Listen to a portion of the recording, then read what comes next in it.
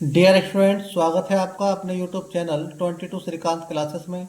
मैं हरपाल सिंह आज आपके लिए लेकर आया हूँ कक्षा 12 भौतिक विज्ञान के अंतर्गत चैप्टर नंबर फर्स्ट विद्युत आवेश तथा क्षेत्र। तो आज के इस वीडियो में हम कूलाम के नियम को डिटेल से स्टडी करेंगे। तो बने रहें वीडियो के अंत तक और वीडियो को लास्ट तक देखिएगा। और यदि ये वीडियो आपको पसंद आता है तो चैनल को सब्सक्राइब करें, वीडियो को लाइक करें और इस पर कमेंट करें। तो शुरू करते हैं हम आज के टॉपिक को। तो बात करते हैं हम कूलाम की। तो ये कूलाम जो थे ये फ्रांसीसी वैज्ञानिक थे। इन्होंने सन 1785 में अपने प्रयोगों के आधार पर दो आवेशों के बीच लगने वाले बल के संबंध में क्या था, एक नियम प्रस्तुत किया था जिसे हम कहते हैं कूलाम का नियम। तो इन्होंने बताया कि दो आवेशों के बीच, इसमें जो आवेश होंगे वो बिंदु आवेश होंगे।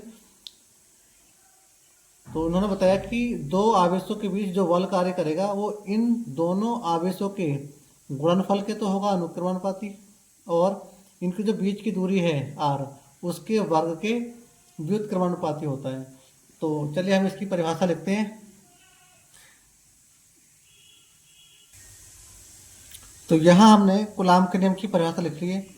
इस नियम के अनुसार दो स्थिर बिंदु आवेशों के बीच लगने वाला वैद्युत बल आवेशों के गुणनफल के अनुक्रमणपाती तथा उनके बीच की दूरी के वर्ग के व्युत्क्रमणपाती होता है। तो यहाँ ये आवेश Q1 Q2 है और ये क्या है, निर्वात में या वायु में एक दूसरे से r दूरी पर रखे हैं। तो इनके बीच जो बल कार्य करेगा वो इन दोनों आवेशों के गुणनफल के होगा अनुक्रमानुपाती, और जो बीच की दूरी है r इसके वर्ग के व्युत्क्रमणपाती होता है। तो हम इसका अब गणितीय रूप निकालते हैं। तो पहले हम थोड़ा सा इस चित्र के बारे में लिखेंगे कि चित्र में दो बिंदु आवेश Q1 व Q2 निर्वात में एक दूसरे से r दूरी पर स्थित हैं। क्या लिखेंगे, चित्र में दो बिंदु आवेश Q1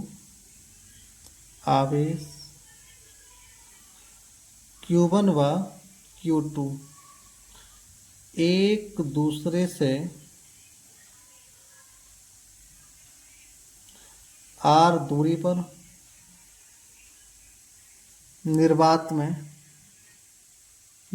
बोल सकते हैं, इसको बोल सकते हैं हवा में स्थित है। तब यहाँ जो बल है, तो कूलाम ने दो बातें बताई थी। तो जो बल होगा वो आवेशों के गुणनफल के अनुक्रमानुपाती। तो बल को F से शो करते हैं, तो F, और ये है अनुक्रमानुपाती का चिन्ह, आवेशों का गुणनफल। तो आवेश क्या है, Q1 और Q2। इसको मानेंगे समीकरण नंबर 1। दूसरी बात क्या बताई थी कूलाम ने, कि जो बल होगा वो बीच की दूरी के वर्ग के व्युत्क्रमानुपाती होगा। तो यहाँ F और ये व्युत्क्रमानुपाती का चिन्ह, व्युत्क्रम है तो r का जब व्युत्क्रम करेंगे तो ये आएगा 1/r²। वर्ग है तो वर्ग का ये हो जाएगा, समीकरण नंबर 2 बन जाएगी। अब दोनों समीकरणों को मिलाना है हमें। तो समीकरण 1 व 2 से, from equation first and second, हम यहाँ पर ना तो दोनों समीकरण जोड़ेंगे ना ही गुणा करेंगे इनकी, केवल हम दोनों इक्वेशन को क्या है, मिक्स करना है इसमें। तो ये हो जाएगा F, और ये प्रोपोर्शनल का साइन लगाएंगे तो Q1 Q2 बटे में r²। और जब ये वाला चिन्ह हटता है, इस प्रोपोर्शनल के साइन को हटाते हैं तो यहाँ पे कांस्टेंट आता है। तो जब यहाँ पे हटेगा तो यहाँ पे कांस्टेंट ले लेंगे।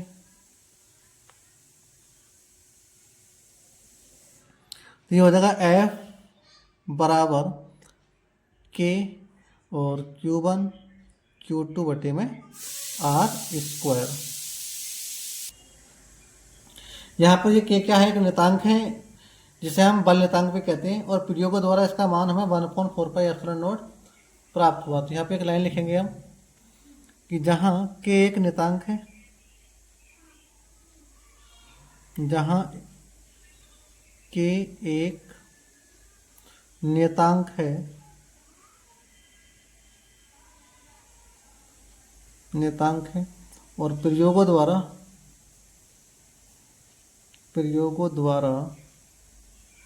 इसका मान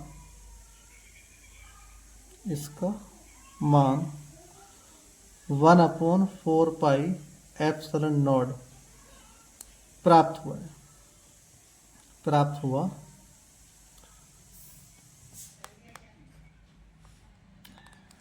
है।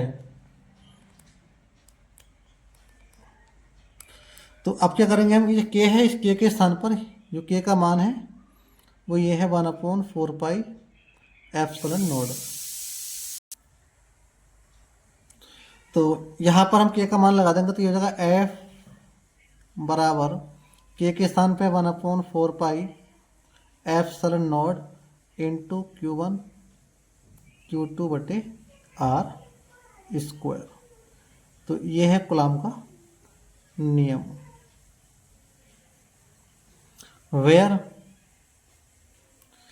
यहाँ जो ये है एप्सिलॉन नोड बोलते हैं इसको, एप्सिलॉन नोड ये है निर्वात की वैद्युतशीलता,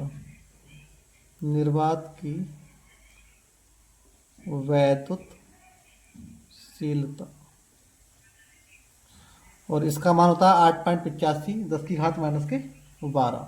इस चीज़ को हम ज्ञात भी करेंगे आगे चल के।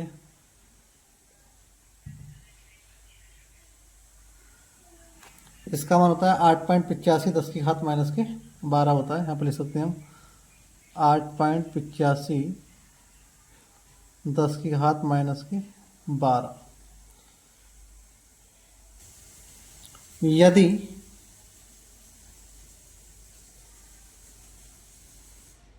बिंदु आवेश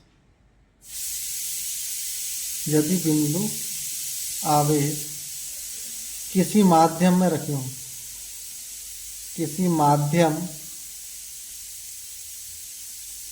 में स्थित हो, तब ये तो हमारा फॉर्मूला है F बराबर ये हो जाएगा, F बराबर 1/4πε0 k इंटू Q1 Q2 बटे में R स्क्वायर। तब ये सूत्र ये हो जाएगा हमारा। जहाँ ये k जो है वेयर, इस k को बोलते हैं माध्यम का परावैद्युतांक, माध्यम का परावैद्युतांक।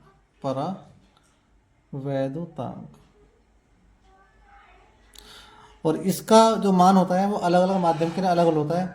निर्वात या वायु के लिए k का मान होता है 1, तो अगर यहाँ पे 1 लगाएंगे तो ये वाला सूत्र आ जाएगा हमारे पास। तो ये जो है निर्वात के लिए है। तो आशा है कि ये वीडियो आपको पसंद आया होगा। तो वीडियो को लाइक करें, शेयर करें और चैनल को सब्सक्राइब करें। Thank you for watching.